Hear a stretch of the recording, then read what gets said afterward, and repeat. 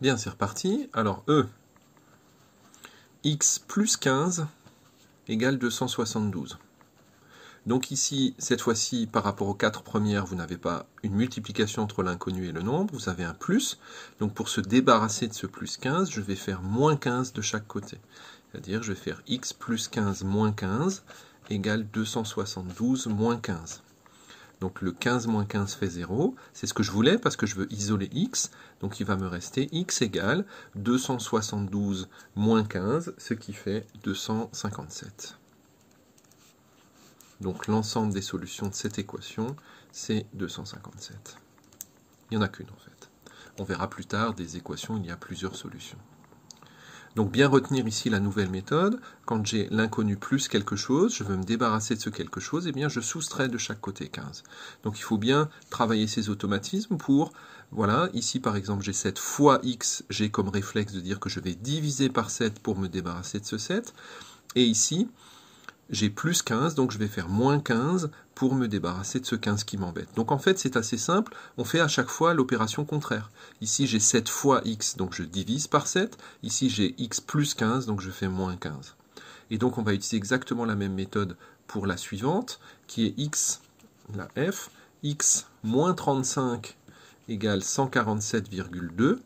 Donc ici, je veux me débarrasser du moins 35, donc je vais encore une fois faire l'opération contraire, c'est-à-dire que je vais faire plus 35, bien sûr des deux côtés. Si je veux que ça reste égal, il faut faire la même opération des deux côtés. Pourquoi j'ai fait ça? Parce que moins 35 plus 35, ça fait 0. Et donc il me reste x égale 147,2 plus 35, ce qui fait 182,2, si je ne raconte pas de bêtises. Voilà. Donc les solutions de cette équation, la solution en fait, c'est 182,2. Voilà. J'ai 14,1 plus x égale moins 12. Donc que l'inconnu soit au début ou pas, ça ne change rien. Je veux me débarrasser de ce 14,1 qui est additionné à x. Donc je fais l'opération contraire. Je me débarrasse de ce 14,1. Donc je vais l'écrire dans l'autre ordre. X plus 14,1 ou 14,1 plus x, c'est la même chose. Ensuite, je soustrais 14,1 de chaque côté. Moins 12, moins 14,1.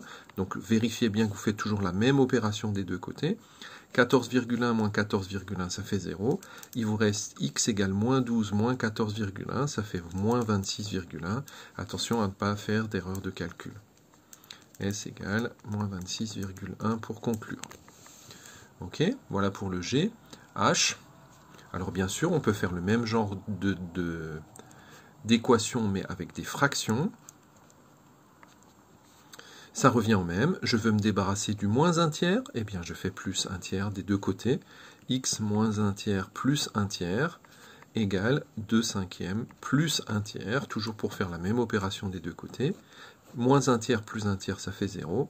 Il me reste x égale 2 cinquièmes plus 1 tiers.